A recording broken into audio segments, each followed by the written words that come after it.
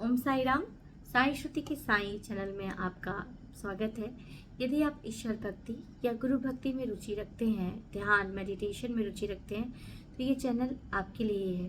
क्योंकि इस चैनल में हम साईं भक्तों या भक्तों के सत्य अनुभव जो उनके जीवन में हुए रहते हैं उनके विषय में बता रहे हैं। और आज का ये जो अनुभव ये मेरा है, मेरी तीसरी शिरडी यात्रा का।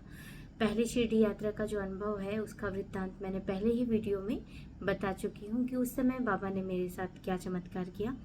लेकिन जैसे जैसे हम उनके साथ साईं गुरु जी से कनेक्ट करते जाते हैं और बाबा का, जैसे कि आप सभी को मालूम है, जो मेरे पुराने व्यूवर्स हैं वो जानते हैं, 2019 के बाद से मेरे लाइफ में जो एक परिवर्तन हुआ, बाबा की जो उदी की लीला विभूति बिल्कुल फ़ोटो से बाहर कांच के होते हुए घर में आई। और भी बहुत सारे मिरेकल्स जो हैं वो धीरे धीरे होते गए। और जैसे जैसे मैं मेडिटेशन करती गई, बाबा से कनेक्शन मेरा बनते गया, स्ट्रांग होता गया। और ये सोच लो कनेक्शन क्या, बस मेरे साईं गुरु जी से मुझे प्यार हो गया।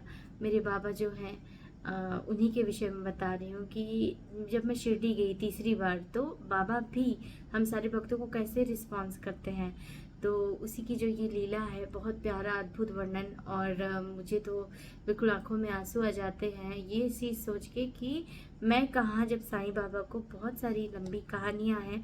तो इसके लिए आप मेरा साईं भक्ति साई श्रुति चैनल देखेंगे, वो मेरा पुराना चैनल है। वहाँ पे मेरे बहुत सारे एक्सपीरियंस आपको मिलेंगे जो बाबा के चमत्कार होते हैं। और यहाँ पे भी मेरा साई श्रुति के साई चैनल में आप देखें, तो यहाँ पे मैं आज ये जो मेरा नया अनुभव बाबा का था, ये मैं आज मई है, और इससे पिछले 1 साल पहले ही मैं मई में बाबा को मिलने गई थी शिरडी। और वो उस समय का ही ये जो आज मैं आपको चमत्कार बाबा का बता रही हूँ। हम साईं भक्तों को लगता है कि हम ही अपने साईं गुरु जी से मिलने के लिए बहुत उत्सुक रहते हैं। और बाबा जो है, हम जाते हैं, बाबा को प्रणाम करते हैं और बस यही है, हम उनके दर्शन करते हैं बस। लेकिन बाबा जो है उनसे बोलने पे ज़्यादा सुनते नहीं हैं। ऐसा लोगों का कई बार ऐसा रहता है जिनको अनुभूति नहीं होती ना बाबा की, उसकी बता रही हूँ। लेकिन बाबा कैसे रिस्पॉन्स करते हैं, आज का जो ये सत्य अनुभव आप सुनेंगे मेरे जीवन का। ये देखिए, जब दूसरी शिरडी यात्रा हुई थी मेरी, मैंने उसके विषय में नहीं बताया क्योंकि उस समय मुझे कुछ भी ऐसा महसूस नहीं था। मैं सामान्य एक साईं डिवोटी की तरह मैं गई और प्रणाम किया और वहाँ पे से फिर मैं आ गई।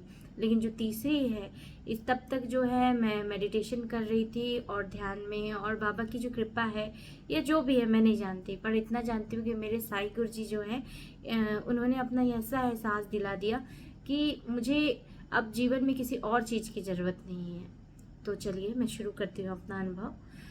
मैं हमेशा आज तक मुझे सौभाग्य से 3 बार शिरडी जाना का सौभाग्य प्राप्त हुआ है। 2019 को पहली शिरडी यात्रा थी और मैंने हमेशा ये महसूस किया है, जब जब मैं शिरडी से आती हूँ मेरे साईं गुरु जी जरूर कोई ना कोई लीला करते हैं, चमत्कार करते हैं।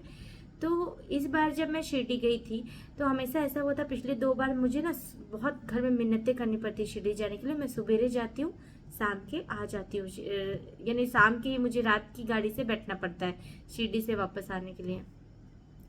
तो इस बार मेरी बाबा से प्रार्थना थी, देखो बाबा, मैं ना 1 रात आपकी द्वारका माई में रहना चाहती हूँ। अपने साईं गुरु जी को ये कहा था मैंने।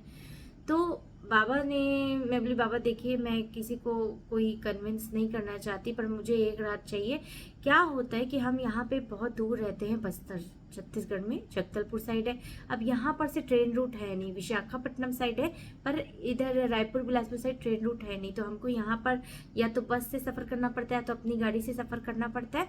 फिर वहाँ से हम जहाँ भी से रायपुर या बिलासपुर जहाँ से भी हम बैठना चाहें, हम वहाँ से बैठकर शिरडी जाते हैं। 2 दिन का रास्ता होता है शिरडी का। अब हमारा जाने आने में ही हमारा 4 दिन लग जाता है। तो वहाँ पे जाके रुकने का एक ही दिन ऐसा मौका रहता है कि हम सवेरे रुकते जाते शिरडी और हमको रात के 11 बजे वापस आना पड़ता है। इसीलिए मैंने बाबा को कहा, बाबा मुझे 1 रात जो है मुझे बहुत पसंद है। जब मैं लोगों को देखती हूँ द्वारिका माई के पास रात बिताते, बाबा के सामने मैं भजन गाना चाहती थी द्वारिका माई के सामने, सच बताऊं।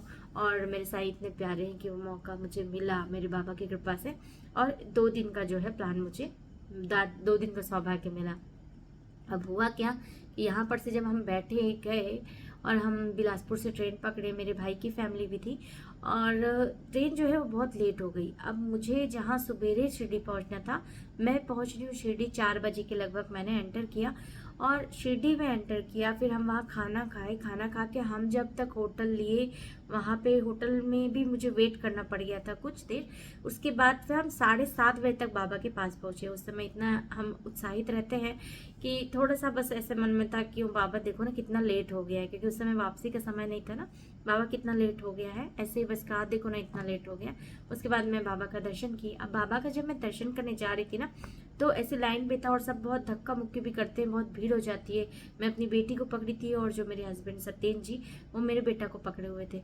तो ऐसा कुछ हुआ कि क्या हुआ मैं कुछ समझ नहीं पाई। मैं बस वहाँ पे ये सोच रही थी, शायद मैं ध्यान नहीं रहा जो भी है, कि मैं ना वो जो सब लोगों को देख रही थी। तो 2 लाइन होती है, एक तो इधर से जाती है और एक इधर इस साइड से जाती है। बीच में जो स्पेस रहता है ना, वहाँ पे कई लोग ना आके खड़े हो रहते हैं, जो कि समाधि के जस्ट सामने रहता है। और मैं ये देख रही थी यहाँ पे लोग कैसे पहुँच रहे हैं, यहाँ पे क्या कोई स्थानीय लोग जा सकते हैं, यहाँ पे जाने का क्या है, क्या मैं वहाँ पे जा सकती हूँ, ऐसे मेरे दिमाग में चल रहा था।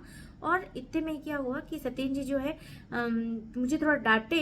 मैं बिल्कुल पास आई थी, डांटे और मैं बाबा को देख ही नहीं पाई। एक हल्का सा बस ऐसे ऐसे झलक हुआ बाबा का और मैं धकेलाते हुए मैं आगे निकल गई। अब मैं, मेरी आंखों से आंसू आने लगे। मेरे बाबा इतनी मुश्किल से इतने दूर से आई, इतना लंबा लाइन लगाया और मैं आई, और आपको तो मैंने चेहरे को देख ही नहीं पाई मैं बहुत अच्छे से। अब मुझे बाहर जाने का समय हो गया और सत्येंद्र जी जो है मुझे डांट भी दिए, तो सबके सामने मुझे अच्छा नहीं लगा, बाबा के सामने भी डांट दिए, अच्छा नहीं लगा। लेकिन मेरे बाबा तो इतने प्यारे हैं कि वो ना सबके मन का, अगर आप सभी को बता दे रही हूँ, अगर आप कुछ भी समाधि के मंदिर के आप बिल्कुल परख लीजिएगा। हाँ, क्योंकि मैं तो बोलती हूँ मेरे साईं का द्वार खुला है, आपको जो चाहिए वो मिलेगा। और खास कर आपको मैं साईं श्रुति बोल रही हूँ कि आप कभी समाधि मंदिर में जाइए और जो भी चीज़ सोचेंगे वो आपको तत्काल मिलेगा। अगर वहाँ शिरडी से मंदिर से संबंधित कुछ चीज़ आपने सोचा कि मुझे ये खाना है, मुझे यहाँ बैठना है, ये ध्यान करना है, जो भी।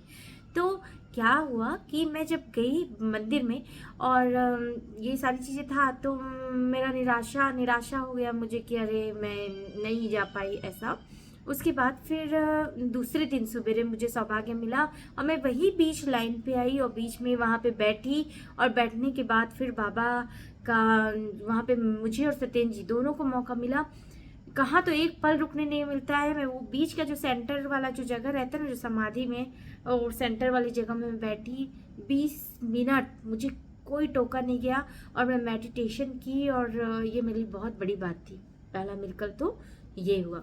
अब क्या हुआ कि दूसरे दिन क्या हुआ था कि मेरे जो भाई हैं और सत्येंद्र जी बच्चे, उनको मैं बोला ठीक है आप लोग नासिक घूमिए, मैं बाबा के साथ रहना चाहती हूँ तो मैं यहाँ रहूँगी। पास में ही होटल ले लिया था मैंने, बाबा के पास मुझे रहना था। और सवेरे हम एक बार दर्शन करके आए गए थे, 20-25 मिनट हम वहाँ बैठे थे। तो फिर हम बाहर निकल गए थे, फिर ये लोग नासिक गए। संडे का दिन था, 1 से 1:30 बजे का दोपहर, यही मई की गर्मी, बहुत गर्मी थी वहाँ पे। अब मेरी हालत बैंड, सच बताऊँ मैं साईं सचरित पढ़ना चाहती थी, समाधि मंदिर में जाकर, ध्यान मंदिर में जाकर ध्यान करना चाहती थी और साईं सचरित मेरे हाथों में थी। पर वहाँ मैं जब भीड़ देखी, इतनी भीड़ कि मेरा हाथ पैर पूरा ठंडा हो गया। मैं बोली बाबा इतना सफोकेशन होता है, मेरे घर वाले अभी मेरे साथ नहीं, इसलिए मैं अंदर जो है नहीं जाऊंगी, क्योंकि अगर मैं सफोकेटेड हो गया 1-1:30 बजे और मेरे घर वाले भी अभी हैं नहीं और कहीं मैं बेहोश हो गई तो कैसे होगा। और मेरी हिम्मत नहीं थी। और देखो मेरे साईं जो है वो सब जानते हैं कि किसकी शरीर में कितनी क्षमता है, कौन क्या कर सकता है। तो उनसे कोई झूठ बोलने की बात नहीं है और मैं बाबा से सब बात कर लेती हूँ। मैंने बाबा से ऐसे कहा मन ही मन। तो फिर मैं अंदर नहीं गई, लेकिन जो वो बैरोगेट वगैरह लगा के जो पुलिस बैठी रहती है ना, मैंने ये प्रयास किया कि शायद मुझे एंट्री मिल जाए। और मैं उनको बताई भी कि सवेरे मैंने लंबी लाइन लगा के मैं एंट्री की हूँ और मैं बाहर आ गई और मुझे साईं सचरित अंदर पढ़ना था। लेकिन सख्ती इतनी रहती है कि कहीं से एंट्री का कोई भी यानी कि आपको जाना है तो लाइन लगा के ही जाना है। मैंने फिर भी मैं प्रयास करती रही और उसके बाद जब मुझे ये लगा कि नहीं अब जो है मेरा ये प्रयास ज़ाया करना बेकार है, मैं यहीं बाहर ही साईं सचरित पढ़ूँ। और फिर मैं चावड़ी, द्वारिका माई और हाजी अब्दुल जी की जो झोपड़ी है, तो चावड़ी और द्वारिका माई ये सब जगह या हाजी अब्दुल जी की झोपड़ी में ना बैठने नहीं दिया जाता है। थोड़ी देर जाइए, प्रणाम कीजिए, अब बाहर। अब इतनी तपती धूप में शायद बाबा ये देख रहे थे कि ये जाके होटल में AC में आराम करेगी कि यहाँ पे बैठ के पढ़ेगी। एक सच बताऊं तो चावड़ी और द्वारिका माई से तो थोड़ी देर बाद मुझे कहा गया कि आप जाइए, यहाँ ज़्यादा देर नहीं बैठ सकते। और ये नियम सही भी है। क्यों? क्योंकि इतनी छोटी सी जगह है, अगर हर साईं भक्त वहाँ बैठ जाएगा तो दूसरे साईं भक्त दर्शन कैसे करेंगे।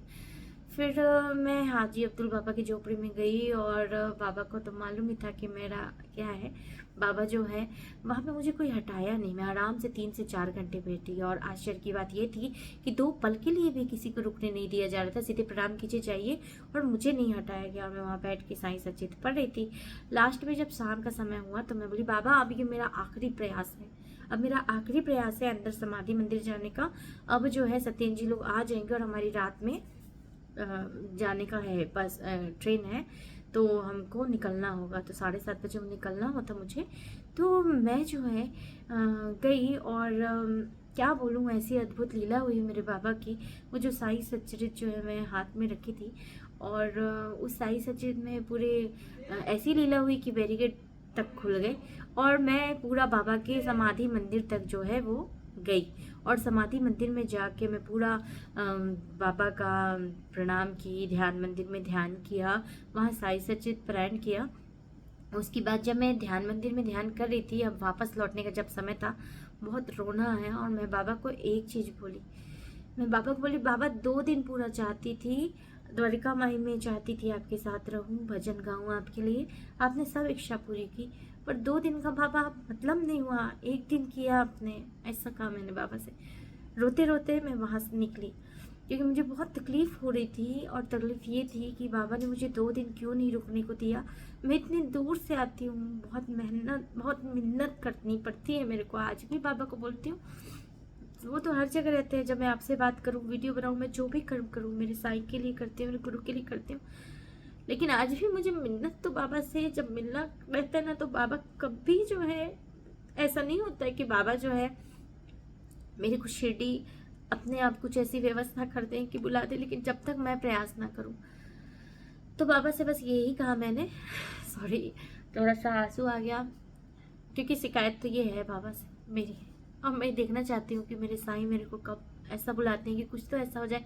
और देखो मई हो गई और बोले कि कोई मेरे को आके बोले कि श्रुति शिरडी जाना है।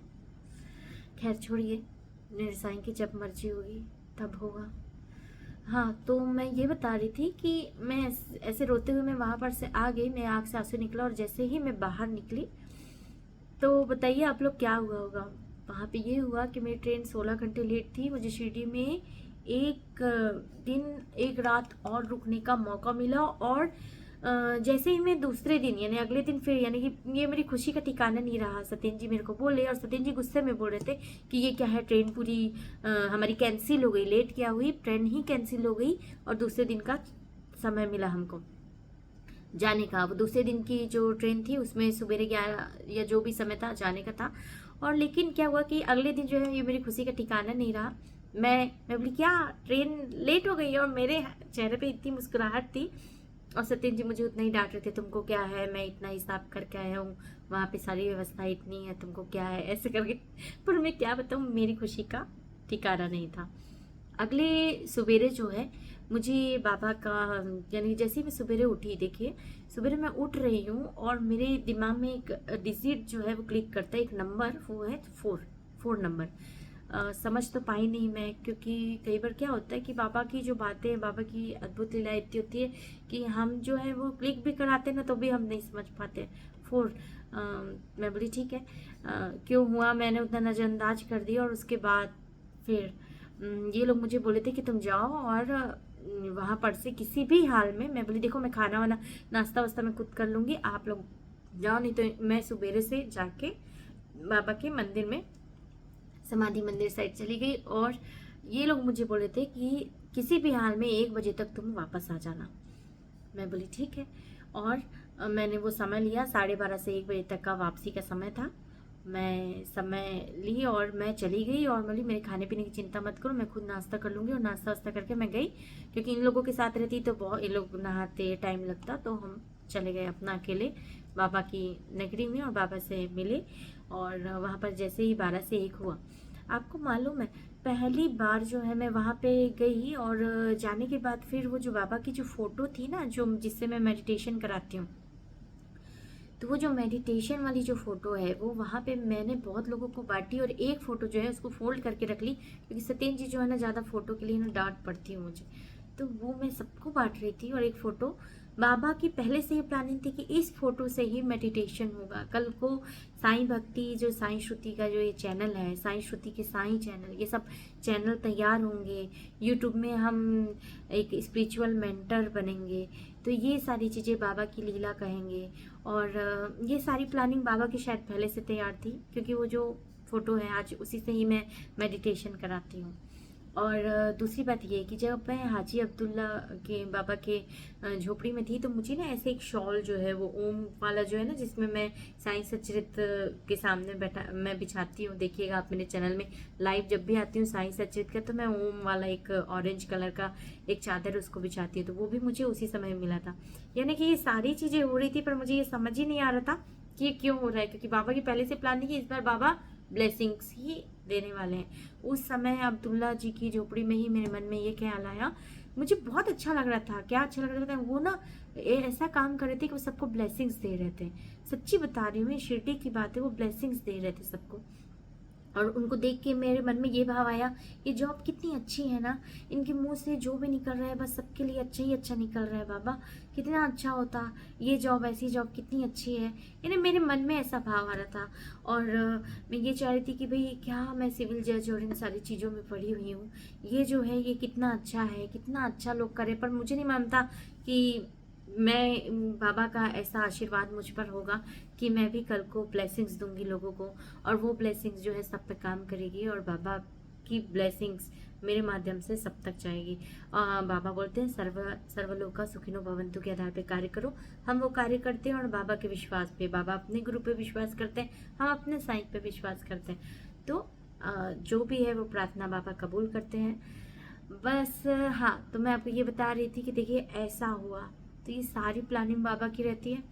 और मैं अनजाने में, यानी कि सत्येंद्र जी और मेरे बीच ये चीज़ होता है कि वो उतना ज़्यादा पता नहीं क्यों है, मैं नहीं जानती, पर सत्येंद्र जी का उतना ज़्यादा झुकाव जो है वो बाबा के लिए नहीं हो पाता है अभी भी। यानी ऐसा नहीं है, वो उनको मानते हैं, प्यार करते हैं, सब चीज़ करते हैं, लेकिन फिर भी इतना जो चमत्कार हुआ, जो सारी चीज़ें हुई, और अगर कोई व्यक्ति होता तो वो तो सरेंडर हो जाते, लेकिन ना बाबा जो है ना, उसके बावजूद जब सपने में भी मैं कभी शिकायत करती हूँ तो बाबा मुझे ही डांटते हैं। बहुत सारी बातें हैं, बहुत सारी चीज़ें हैं जो सारे साईं भक्तों तक पहुँचानी है, बताना है। सिर्फ ये कि हमारे साईं कैसे रिस्पॉन्स करते हैं, हमारे बाबा कैसे अपने भक्तों को, यानी कि भक्तों की पूरी बातें सुनते हैं। मैंने बाबा को बोला कि बाबा से शिकायत की कि आपने देखो 2 दिन की जगह 1 ही दिन ही तो हुआ मेरे लिए, बाबा ने पूरा 1 दिन जो है मेरे लिए बढ़ा दिया। और हाँ, वो 4 डिजिट का क्या था पता है, दूसरे दिन जो है हमको 1 बजे हम वापस आ गए, और यहाँ पे आए तो सब लोग बोले कि ट्रेन जो है हमारी 4 बजे की है। 4 बजे मैंने शिरडी में एंट्री की थी, और ठीक 4 बजे मैं शिरडी से वापसी थी, ना 1 मिनट ज़्यादा ना 1 मिनट कम। ये हमारे साईं गुरु जी, और मैंने जाते जाते कोपर गांव के भी साईं गुरु जी जो है वहाँ पर के दर्शन किए। तो ये कहना है कि हमारे जो बाबा है वो इतने ही दयालु हैं, हम जो कहते हैं जो हमारे साईं वैसा सुनते हैं। जिस दिन आप सभी लोगों को बता दूं कि साईं भक्ति में, साईं भक्ति साईं श्रुति सर्च करेंगे, साईं भक्ति साईं श्रुति ना, तो मेरा चैनल आता है, थोड़ा रैंक में आ जाता है। और साईं भक्ति है नाम, तो साईं भक्ति से वो बहुत नीचे में आता है। तो आप साईं भक्ति साईं श्रुति सर्च कीजिए, तो वहाँ पे साईं प्रेम योग ध्यान, या आप डायरेक्ट साईं प्रेम योग ध्यान भी सर्च कर सकते हैं। पूरा फ्री है, मेडिटेशन रोज होता है 5:45 को, और हमारा ग्रुप भी, आप उसमें ज्वाइन होना चाहे तो ज्वाइन हो सकते हैं, और सब निःशुल्क है। और साईं श्रुति के साईं भी एक चैनल बनाया है, कृपया उसे भी ऐसा ही प्यार दें। क्या है, अनुभव हो गया चैनल बनाते बनाते, इसलिए मैंने वो चैनल को बहुत ही सिस्टमेटिक ढंग से बनाने का प्रयास किया है। तो आज के लिए इतना ही, इतना प्यार देने के लिए बहुत बहुत धन्यवाद। और देखिए, ये जो चैनल है, ये जो मैं साईं भक्ति है, ये बाबा के ही आशीर्वाद से बना है। जिनके जीवन में ये चैनल आ रहा है, ये बाबा की कृपा है, क्योंकि मेरे जीवन में जब से ऐसा हुआ है कि बाबा से मैं कनेक्ट हुई हूँ, या तो मेरे मार्फत किसी का काम बनता है या उनके मार्फत मेरा काम बनता है। तो अगर आपकी भी लाइफ में ये चैनल आए तो कृपया सब्सक्राइब, लाइक और शेयर करें। और साईं प्रेम योग ध्यान जो है, आप अगर साईं भक्त हैं, साईं प्रेम योग ध्यान को हर साईं भक्त तक पहुँचाएँ, ताकि उनके जीवन में वो सुकून और शांति आए जो कि सारे के सारे भक्तों के जीवन में होना चाहिए। तो आज के लिए इतना ही। ओम साई राम, जय साई राम।